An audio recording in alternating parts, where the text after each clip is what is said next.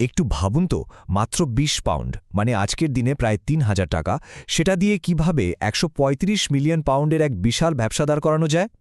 আজকের এই বিশ্লেষণে আমরা ঠিক এমনই এক অবিশ্বাস্য সফলতার গল্পের গভীরে যাব আর দেখব কিভাবে একজন ব্যক্তির এই যাত্রা বাংলাদেশের হাজারো উদ্যোক্তার সামনে থাকা আসল চ্যালেঞ্জগুলোকে চোখে আঙুল দিয়ে দেখিয়ে দেয়। চলুন সেই অসাধারণ গল্পের শুরু থেকে জেনে আসা যাক।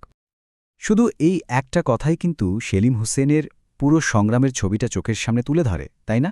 একজন মানুষের টিকে থাকার লড়াই আর তার ভেতরের সেই অদম্য জেদ, যা তার সাফল্যের মূল ভিত্তি ছিল। আর এই গল্পের শুরুটা হয়েছিল অনেক অনেক আগে। তো সেলিম হুসাইনের গল্পটা কোনো ঝচকচকে কর্পোরেট বোর্ডরুমে শুরু হয়নি।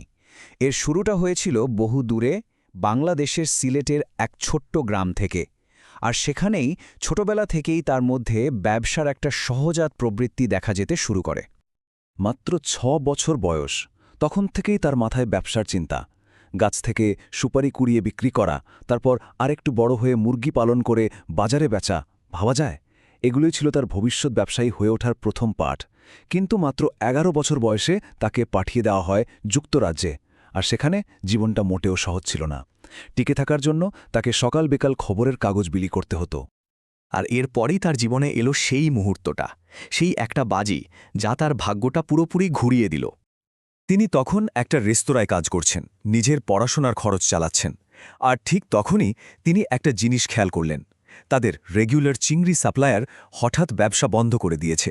আর এই সাধারণ একটা ঘটনাতেই তিনি দেখলেন এক বিশাল সুযোগ।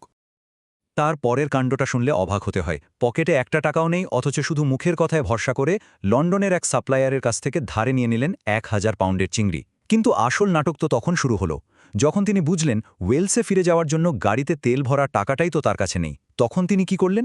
সেই সাপ্লায়ারকে গিয়ে বললেন, ভাই, আপনি যখন ১,০০০ পাউন্ড ইনভেস্ট করেছেনই, আর মাত্র ২০ পাউন্ড করুন শুধু তেলের জন্য। আর অবিশ্বাস্য ব্যাপার হলো, লোকটা রাজিও হয়ে গেল।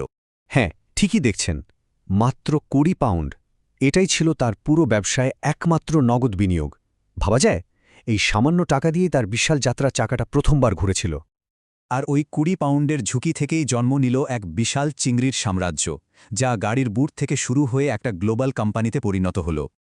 তার ব্যবসার গতিটা ছিল রকেটের মতো। প্রথমে টার্গেট করলেন কার্ডিফের সব রেস্তোরাঁ, সেটা হয়ে গেল। তারপর টার্গেট করলেন পুরো অঞ্চলের সেরা হবেন। এভাবেই একটার পর একটা লক্ষ্য পূরণ করতে করতে আজ তার ব্যবসা দাঁড়িয়েছে ১৩৫ মিলিয়ন পাউন্ডে। আর শুধু যুক্তরাজ্যেই কাজ করেন ৫০০রও বেশি মানুষ। তার এই সাফল্যের পেছনে একটা বড় কারণ ছিল একটা বিশেষ কৌশল। তিনি নিজেই বলছেন, তার ব্যবসার বেশিরভাগ পণ্যই তিনি এখন বাংলাদেশে উৎপাদন করেন। আর এই কৌশলটার নাম হল ভার্টিক্যাল ইন্টিগ্রেশন, মানে সাপ্লাই চেনের শুরু থেকে শেষ পর্যন্ত পুরো নিয়ন্ত্রণ নিজের হাতে রাখা। ব্যাপারটা আসলে বিশাল। বাংলাদেশে তার নিজের ৫টা ফুড প্রসেসিং ফ্যাক্টরি, সেখানে কাজ করেন ২,০০০-এরও বেশি মানুষ। চিংড়ির পোনা ফোটানো থেকে শুরু করে নিজের খামারে চাষ, নিজের কারখানায় প্রসেসিং, সব কিছু নিজের হাতে। আর এর ফলেই তিনি আজ বাংলাদেশ থেকে সামুদ্রিক খাবার রপ্তানিতে ১ নম্বর। সেলিমের গল্পটা তো অসাধারণ, কোনো সন্দেহ নেই। কিন্তু এখানে একটা বড় প্রশ্ন চলে আসে, তার মতো করে এই সাফল্যটা বাকিরা কেন পাচ্ছে না? তো চলুন এবার একজন মানুষের সাফল্যের গল্প থেকে একটু সরে এসে পুরো সিস্টেমটার দিকে তাকানো যাক। বাংলাদেশের হাজার হাজার ছোট উৎপাদক বা ধরুন কারিগর, তাদের আসল বাস্তবতাটা কি? ইউনিভার্সিটি অফ হাডার্সফিল্ডের একটা গবেষণা বলছে, বাংলাদেশের অনেক ঐতিহ্যবাহী শিল্পে একটা বড় সমস্যা হল এই মহাজন বা মধ্যস্বত্বভোগী ব্যবস্থা। মানেটা কি? মানে হল, যারা জিনিসটা বানাচ্ছেন তারা সরাসরি বাজারে যেতেই পারেন না। আর এর ফলে তারা একটা দুষ্টচক্রের মধ্যে ফেসে যান। ভাবুন একবার, মহাজনের কাছ থেকেই চড়া দামে কাঁচামাল কিনতে হচ্ছে, আবার সেই মহাজনের কাছেই কম দামে তৈরি মাল বেচতে হচ্ছে। ব্যাংক লোন পাবে না, বিদেশের ক্রেতার সাথে যোগাযোগ করতে পারবে না, তাহলে লাভের প্রায় পুরোটাই তো নিয়ে যাচ্ছে ওই মধ্যস্বত্বভোগী, তাই না?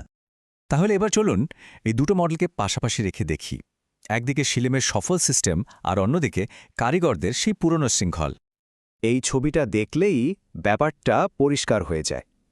একজন কারিগর একটা জিনিস বানাচ্ছেন, আর সেটা ভোক্তার কাছে পৌঁছাতে পৌঁছাতে অনেকগুলো হাত ঘুরছে, আর প্রত্যেকটা হাত লাভের একটা অংশ কেটে রাখছে। শেষে কারিগরের জন্য থাকছে খুবই সামান্য। ব্যাপারটা তাহলে কি দাঁড়ালো?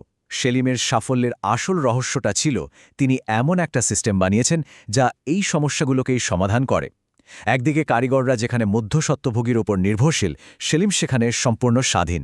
তাদের যেখানে সাপ্লাই চেনের ওপর কোনো কন্ট্রোল নেই, সেলিমের সেখানে একদম খামার থেকে খাবার টেবিল পর্যন্ত পুরো নিয়ন্ত্রণ।